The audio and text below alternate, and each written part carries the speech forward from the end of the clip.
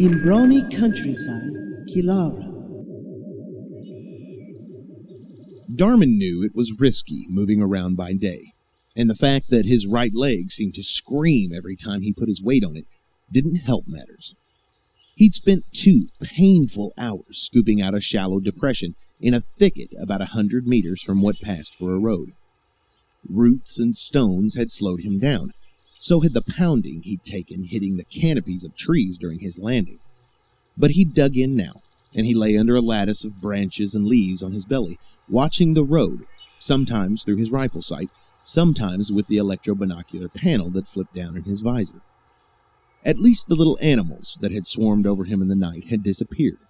He'd given up trying to fend them off. They had explored his armor for a while and then moved on to watch him from a distance. Now that it was daylight, there were no more glittering eyes staring out from the undergrowth. He still wasn't sure of his position either. There was no GPS network he could use without being picked up. He needed to get out and about and do a recce if he was going to have any chance of aligning landscape features with the holochart. He knew he was facing north. The arc of small stones around a thin branch he'd stuck in the soil charted the sun's progress and gave him his east-west line. If his datapad had calculated speed and distance correctly, he was between 40 and 50 clicks northeast of the first RV point.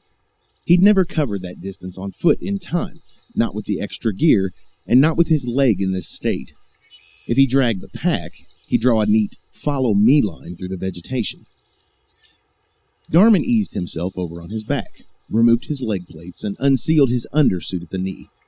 It felt as if he'd torn a muscle or a tendon above the joint. He soaked the makeshift bandage with Bacta again and replaced the leggings and plates before rolling back into position. It was high time he ate something, but he decided that he could wait a little longer. He checked the dirt road through the crosswires of the DC-17's electromag scope. The first time he had worn the helmet with the built-in display shimmering before his eyes, he had been overwhelmed and disoriented by the flurry of symbols in his field of vision. The rifle scope made it even more chaotic. Lights, lights, lights. It was like looking from the windows of Tipoca City at night, with the lamps and reflective surfaces of the refectory behind you. So many competing images that you couldn't focus on what lay beyond the stormproof glass. But in time, that time being the short, desperate morning when the whole of Kilo and Delta squads first wore the HUD display while using live ordnance, he got used to it. Those who didn't get used to it fast didn't return from the exercise. He learned to see, and yet not see. He was constantly aware of all the status displays that told him when his weapons were charging, and if his suit was compromised, and what was happening around him. Now he was focused solely on looking down a clear tunnel framed by interlocking segments of soothing blue, with a highlighted area to show when he had an optimum firing solution for his target. The information on range, environment, and the score of other options was still there. He could take them in without consciously seeing them. He saw only his target. A faint rumbling sound made him stiffen. Voices. They were approaching from his right. Then they stopped. He waited. Eventually the voices started again, and 2 Weequays came into his field of view, too slowly for his liking. They were looking at the road's shoulders with unusual diligence. One stopped suddenly and peered at the ground, apparently excited if his arm gestures were any indication. Then he looked up and started walking almost directly toward Darman's position. He took out a blaster pistol.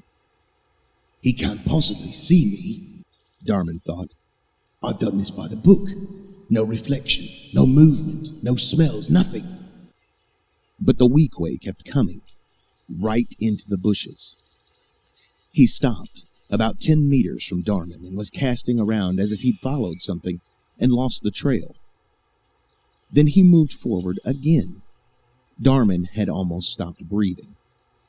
His helmet masked all sound, but it certainly didn't feel that way.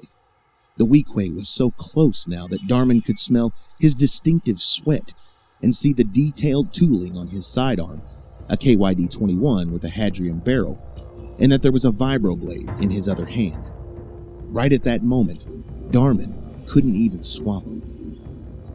It's okay to be scared, Darman thought to himself. The Weequay stepped sideways, looking at waist height, as if browsing for discs on a library shelf. It's okay to be scared, as long as you... The Weequay was right on him now, squatting over his position. Darman felt boots depress branches that were touching his back, and then the creature looked down and said something that sounded like, "Gah!" As long as you use it. Darman brought up his fist hard under the Weequay's jaw, ramming his own vibroblade up into the throat and twisting his fist off to one side to sever blood vessels. He supported the dead weight of the impaled Weequay on one arm until it stopped moving. Then Darman lowered his arm, shaking with the effort, and let the body roll to the ground as quietly as he could. "What do you find?" the other Weequay yelled. "Garul! Gar!" No answer. Well, here we go. Darman aimed his DC-17 and waited. The second Weequay began running in a straight line toward the bushes, and that was a stupid thing for him to do when he had no idea what had happened to his comrade. They'd been lording it over farmers for too long. They were sloppy. He also made the mistake of pulling out his blaster. Darman had a clear headshot, and he took it almost without thinking.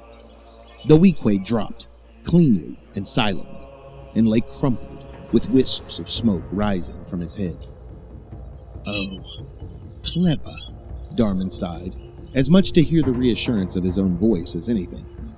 Now he'd have to break cover and retrieve the body. He couldn't leave it there like a calling card. He waited a few minutes, listening, and then eased himself onto his injured leg to limp out onto open ground. He dragged the Weequay into the bushes, noting the smell of cooked meat. Now he could see what the first Weequay had been following, a broad path of tiny animal footprints. The curious Gadans had given him away. He limped out again, checking carefully, and obliterated the drag marks with a branch. Waste not, want not. The Weequays wouldn't be needing the blasters or vibroblades now. Darman, pulse slowing to normal, searched the bodies for anything else of use, pocketing data cards and valuables. He didn't feel that he was a thief. He had no personal possessions that weren't the Grand Army's property, and he felt no need to acquire any. But there was a chance the cards contained information that could help him achieve his objective, and the beads and coins would come in handy if he needed to buy or bribe something or someone. He found a suitable spot to hide the bodies.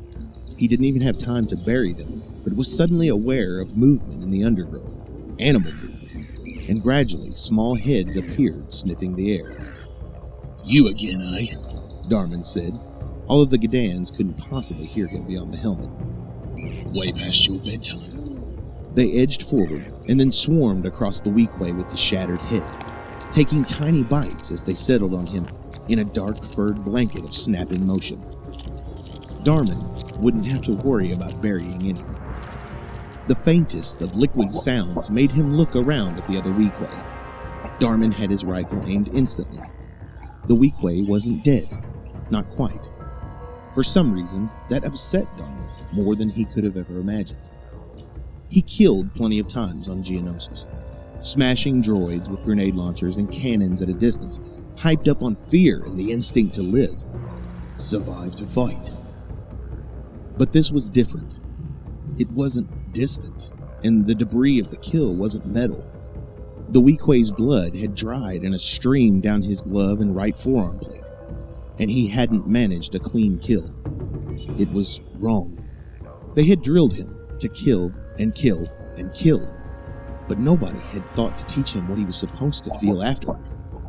He did feel something, and he wasn't certain what it was. He'd think about it later. Aiming his rifle, he corrected his mistake before the small army of carnivores could move on to their next meal.